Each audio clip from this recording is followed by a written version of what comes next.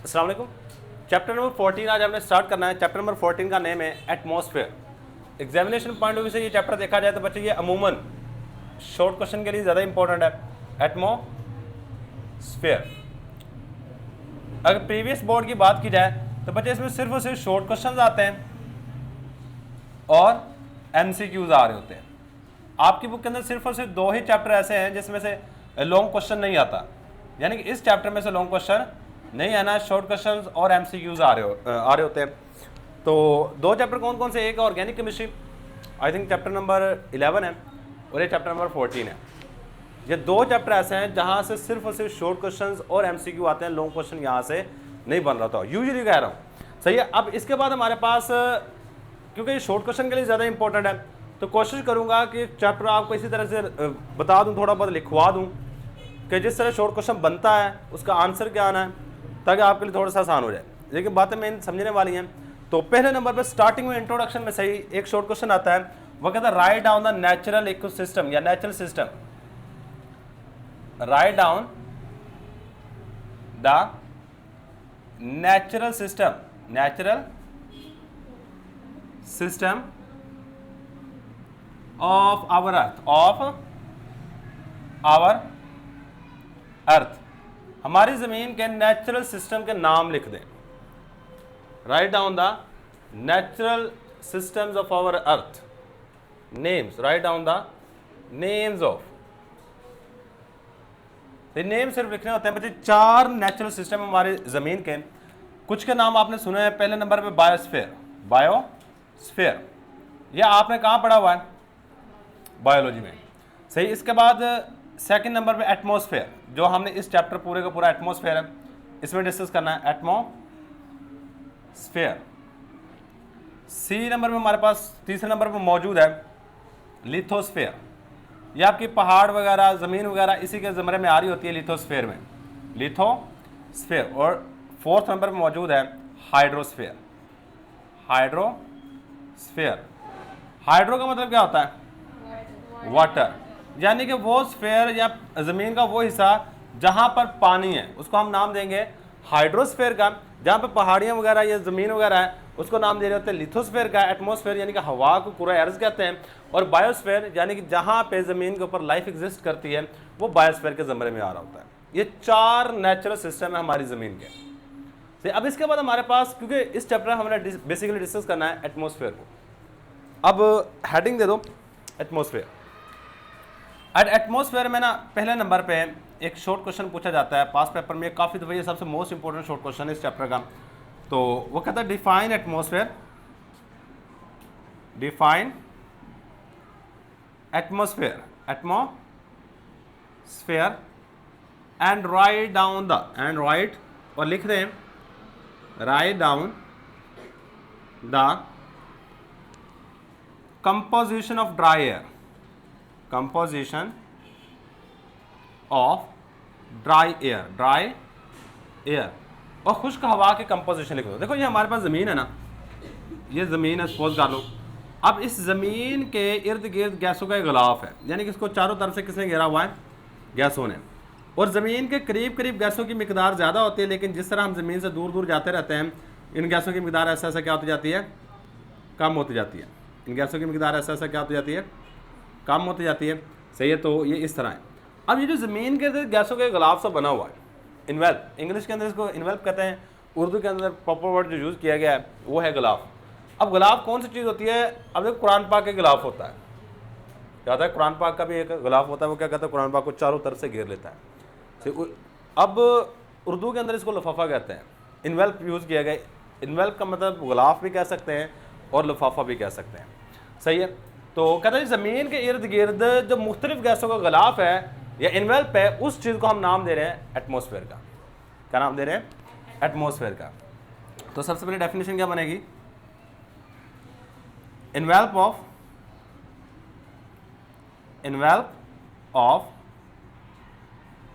different gases around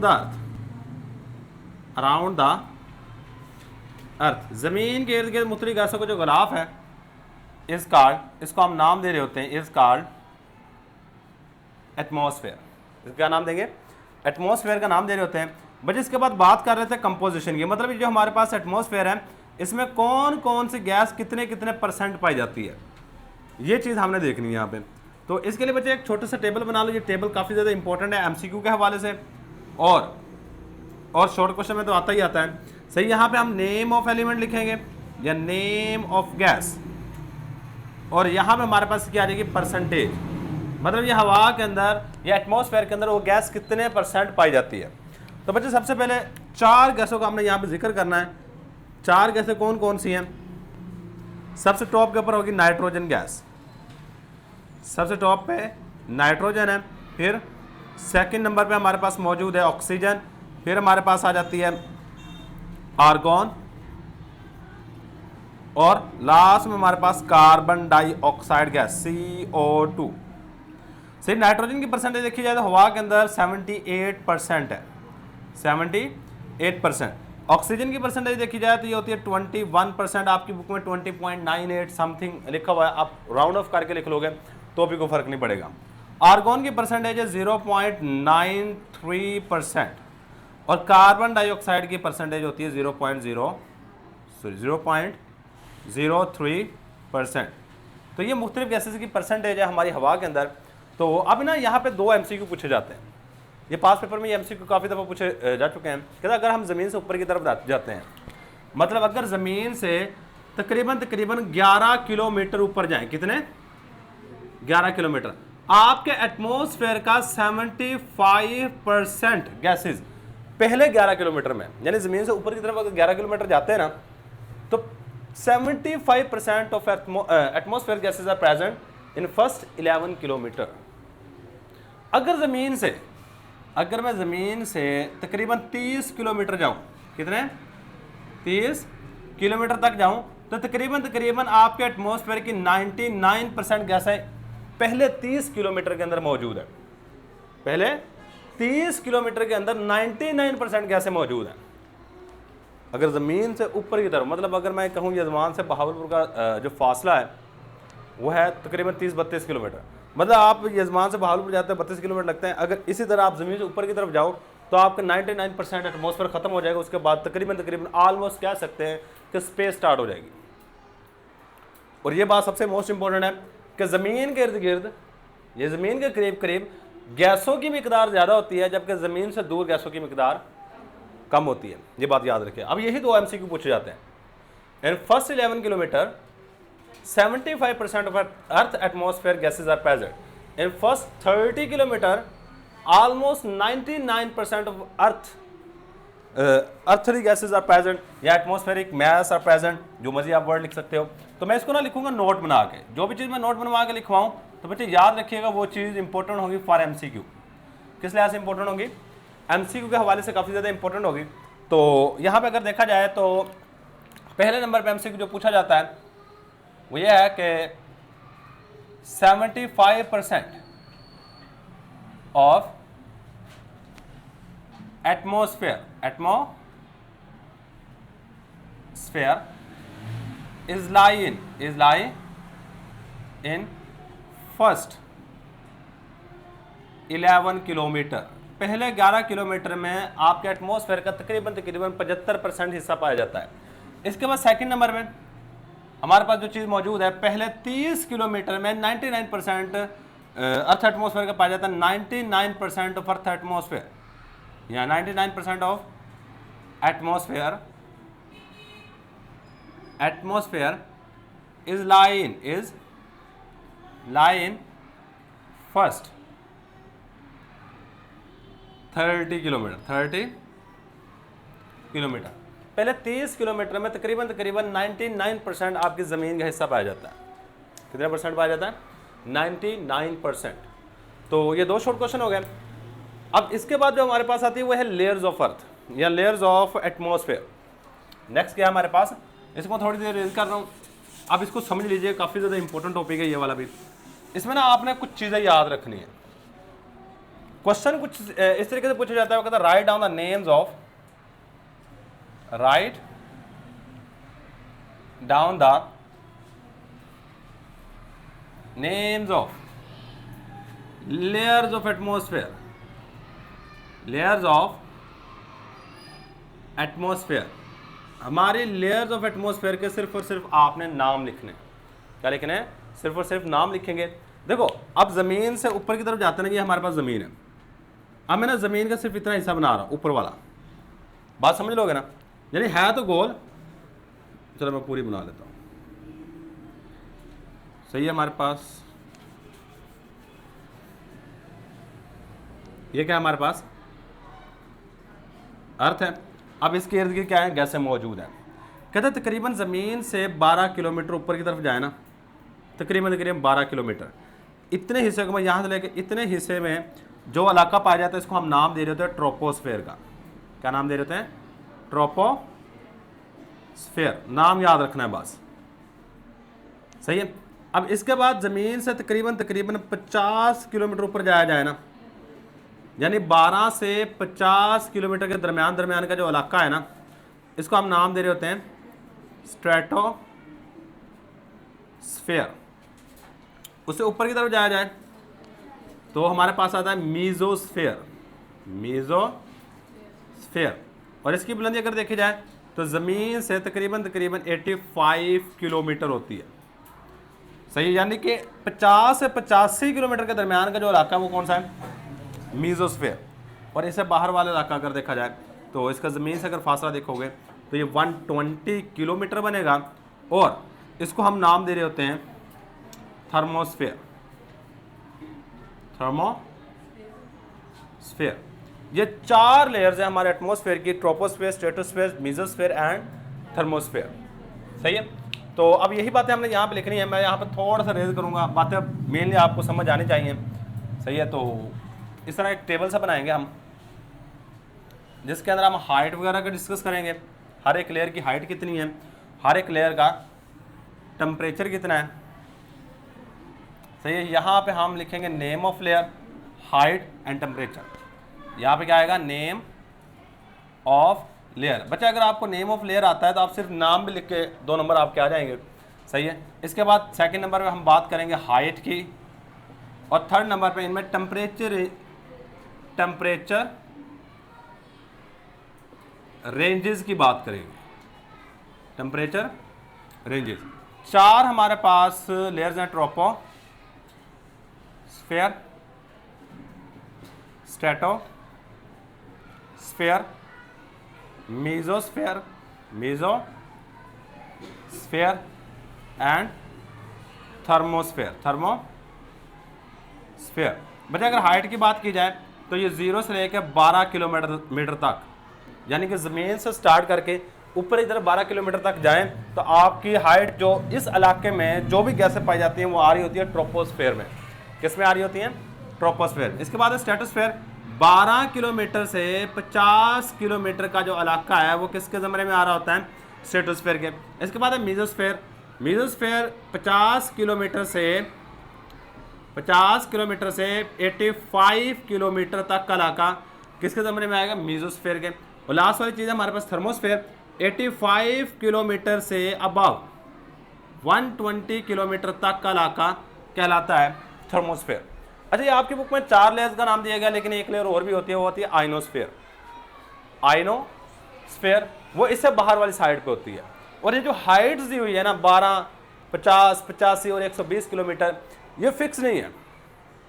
अब books मुख्तलिफ पे चेक करोगे ना, नेट पे जाकर सर्च करोगे, आपको इसकी हाइट मुख्तलिफ मिलेगी। नाम सेम है, नाम हर जगह पे सेम है, लेकिन हाइट हर जगह मुख्तलिफ है। सही है। तो ये ज़रूरी नहीं, ये बात जो मैंने लिख दी है या जो बात आपकी बुक में लिखी हुई है ये बिल्कुल अथेंटिक है, अथेंटिक नहीं है। सही है। हालांकि ये वाली हाइट्स आप जाकर चेक कर लीजिएगा, आपको मुख्तलिफ मिल रही होती हैं। सही। अब यहाँ पे ना ये वाली चीज़ तो होगी। अब हम ज़मीन से ऊपर की तरफ जाते हैं तो टेम्परेचर पे क्या फ़र्क पड़ रहा होता है? सही कहते हैं, सपोज कर लो ज़मीन का जो एवरेज टेम्परेचर वो 17 डिग्री सेंटीग्रेड है ज़मीन के ऊपर का। इससे ऊपर की तरफ जाते हो टेम्परेचर कम होता है, कम होकर तकरीबन ये हो जाता है -58 डिग्री सेंटीग्रेड। मतलब हमारे पास ट्रोपोस्फेयर में टेम्परेचर 17 डिग्री सेंटीग्रेड से स्टार्ट होता है और ऊपर की तरफ ऐसा ऐसा कम होता जाता है। सही है। और फिर यहाँ पे -58 डिग्री सेंटीग्रेड से -2 डिग्री सेंटीग्रेड तक पहुँचता है। सॉरी 2 है, 2 डिग्री सेंटीग्रेड तक, यानी कि फिर टेम्परेचर क्या होना शुरू हो जाता है, बढ़ना शुरू हो जाता है। सही है। अब यहाँ पे अगर बात की जाए तो यहाँ पे हमारे पास मीजोस्फीयर में टेम्परेचर 2 डिग्री सेंटीग्रेड से -93 डिग्री सेंटीग्रेड तक, यानी ऊपर की तरफ जाते हैं, मजीद टेम्परेचर कम होना शुरू हो जाता है। और इसके बाद -93 डिग्री सेंटीग्रेड से आगे की तरफ जितना ऊपर जाएंगे आपका टेम्परेचर इज इंक्रीज्ड, टेम्परेचर आप बढ़ता ही जाएगा, क्योंकि जितना सूरज करीब आएगा टेम्परेचर बढ़ता जाएगा, टेम्परेचर इज इंक्रीज्ड। अब देखो हमारे पास क्या हो रहा है, गौर करोगे ना, पहली लेयर में जब जमीन से ऊपर की तरफ जाते हैं तो टेम्परेचर क्या हो रहा है, कम हो रहा है। सही है। ये साथ में समझने के लिए बनाना हो तो बना लीजिए, यानी कि इस लेयर में टेम्परेचर डिक्रीज होता है। फिर क्या हो गया, -58 से 2 डिग्री सेंटीग्रेड गया, तो मतलब ये क्या हो रहा है, टेम्परेचर बढ़ रहा है। सही है। फिर क्या हुआ, बढ़ने के बाद दोबारा फिर टेम्परेचर डिक्रीज हुआ, फिर डिक्रीज होने के बाद दोबारा फिर टेम्परेचर इंक्रीज हुआ। मतलब ट्रोपोस्फेयर में ऊपर की तरफ जाने के बाद हमारे पास टेम्परेचर डिक्रीज हो रहा होता है। सही है। अब स्ट्रेटोस्फेयर में टेम्परेचर इंक्रीज होता है, मीजोस्फेयर में डिक्रीज होता है, थर्मोस्फेयर में फिर इंक्रीज होता है। अब इसकी रीज़न क्या है, ये आगे जाके पढ़ेंगे। इसकी रीज़न बेसिकली होती है कार्बन डाइऑक्साइड, क्योंकि ज़मीन के करीब करीब कार्बन डाइऑक्साइड गैस ज़्यादा होती है, इसलिए टेम्परेचर ज़्यादा होता है। जबकि ज़मीन से दूर की तरफ जाते हैं तो कार्बन डाइऑक्साइड गैस की परसेंटेज ऐसा ऐसा कम होती जाती है। सही। स्ट्रेटोस्फेयर में हमारे पास ओजोन गैस पाई जाती है। सही है। ये सारी की सारी हम रीज़न पढ़ेंगे कि ऐसा क्यों होता है। अच्छा, अगर कोई बंदा आपसे ये पूछ ले कि हमारे पास एटमॉस्फेयर की 4 लेयर्स है, कितनी है, 4 लेयर्स है। अब ये 4 लेयर बनाई किस बेस पे, 4 लेयर बनाई किस बेस पे, हाइट की बेस पे या टेम्परेचर की बेस पे, हाइट या टेम्परेचर, टेम्परेचर की बेस पे। ये याद रखिएगा, ये याद रखिएगा। जो 4 लेयर बनाई गई है, चौथी लेयर में कह रहा, चारों की चारों लेयर हाइट की बेस पे नहीं है, किसकी बेस पे, क्यों, जमीन से ऊपर की तरफ गए, पहले टेम्परेचर क्या हुआ, कम हुआ। एक पॉइंट ऐसा है जहां तक टेम्परेचर कम हुआ है, वहां जमीन से लेकर वहां तक हाइट मेजर की तो पता चला 11-12 किलोमीटर है। उसके बाद फिर टेम्परेचर बढ़ना शुरू हुआ, फिर हमने हाइट मेजर की तो पता चला कि जमीन से लेकर उसकी हाइट है 50 किलोमीटर। फिर टेम्परेचर क्या हुआ, कम होना शुरू हो गया। यानी कि जहां तक कम हुआ या बढ़ा या कम हुआ या बढ़ा, उस लिहाज से वो पॉइंट तक हाइट को मेजर किया गया है और ये वाली वो हाइट निकली और टेम्परेचर ये वाला है। बेसिकली जो सबसे मोस्ट इंपॉर्टेंट बात है, ये जो 4 लेयर्स हमने बना रखी हैं, ये किसकी बेस पे, टेम्परेचर की। बहुत कम लोग जानते हैं, मैक्सिमम यही, क्योंकि उन्होंने हाइट वगैरह याद की होती है, वो टेम्परेचर को इतनी इंपॉर्टेंस नहीं दे रहे होते हैं। सही। तो वो कहते हैं जी सिर्फ और सिर्फ हाइट की बेस पे, यहाँ से लेकर यहाँ तक होगा तो ये हमारे पास ट्रोपोस्फेयर नहीं। मैं कहता हूँ जमीन से ऊपर की तरफ जब तक टेम्परेचर डिक्रीज होता है वहां तक के इलाके को ट्रोपोस्फेयर कहते हैं। सही है। वहां तक के इलाके को क्या नाम दे रहे होते हैं, ट्रोपोस्फेयर का, ना कि 0 से 12 किलोमीटर के इलाके को ट्रोपोस्फेयर कहते हैं। सही है। ये बात एक्यूरेट है, ये नहीं एक्यूरेट। सही है। तो मतलब जहां तक टेम्परेचर डिक्रीज होगा वो ट्रोपोस्फेयर है, उसके बाद जहां तक इंक्रीज होगा स्ट्रेटोस्फेयर है, फिर जहां तक डिक्रीज होगा मेसोस्फेयर है, फिर जहां तक आगे बढ़ता जाता है 120 किलोमीटर तक जाके गैसें ऑलमोस्ट सारी की सारी खत्म हो जाती हैं। आप चेक करो, मैंने यहाँ पे एक बात बताई थी, तकरीबन पहले 30 किलोमीटर में 99% हिस्सा आ जाता है, मतलब आपका 99% हिस्सा यहाँ तक आ गया है, ऑलमोस्ट यहाँ तक। बाकी इस पूरे हिस्से में 1% गैसें होती हैं, 99% इतने हिस्से में होती है। मतलब पहले 30 किलोमीटर में 99%, अगले 90 किलोमीटर में सिर्फ 1% गैसें पाई जाती हैं। ये भी याद रखिएगा। अगले तकरीबन 90 किलोमीटर में 1% गैसें होती हैं और शुरू वाले 30 किलोमीटर में कितनी गैसें होती हैं, 99% गैसें। और यहाँ पे एक और चीज़ इसके नीचे नोट बना के लिख लीजिएगा और इसको बना लीजिएगा, इसको साफ सुथरा करके आपने बनाना है और साथ में टेम्परेचर भी मेंशन कर देना है। टेम्परेचर आप यहाँ पे रखोगे 17 डिग्री सेंटीग्रेड, यहाँ पे आप रखोगे -58 डिग्री सेंटीग्रेड, यहाँ पे रखोगे 2 डिग्री सेंटीग्रेड और यहाँ पे ऐसा ही है -58 2 और यहाँ हम रखोगे -93 डिग्री सेंटीग्रेड और इसके बाद इंक्रीज करते जाएंगे। सही। ये डायग्राम बना लोगे, इस डायग्राम से आपको काफ़ी सारी चीज़ें हेल्प मिलेगी। सही। बेसिकली आपने जो वैल्यू याद रखी है वो 0, 12, 50, 85 और 120 है। और वहाँ जो वैल्यू याद रखनी है 17, -58, 2, -93 है। ये वैल्यू याद रखनी है, बाकी रेंज आप खुद बना लोगे। सही है। तो atmosphere is atmosphere is divided into 4 layers. ये 4 हिस्सों में हमने तकसीम किया हुआ है on the basis of temperature. ये टेम्परेचर की बेस पे हमने इनको डिवाइड किया है, on the basis of temperature की बेस पे हमने इसको डिवाइड कर रखा है। भाई ये बात आपने याद रखनी है। तो ये एमसीक्यू में अगर आए तो लाजमी याद रखिएगा, क्योंकि ये बात आपकी बुक में लिखी हुई है बीच में, सही है। वो हम कहते हैं जी वो अनइम्पोर्टेंट है, हम इसे छोड़ देते हैं। हाइट, टेम्परेचर, 4 नाम, जेबल टेबल, ये बिल्कुल सिंपल सी चीज़, यही आपने याद करना है। कल को इंशाल्लाह हम ये स्टार्ट करेंगे। आपकी बुक में सिर्फ 2 लेयर की एक्सप्लेनेशन की हुई है, कल को ये 2 लेयर की एक्सप्लेनेशन करके इसको ख़त्म कर देंगे। तो यही हमारे पास आज का लेक्चर। अल्लाह हाफिज़।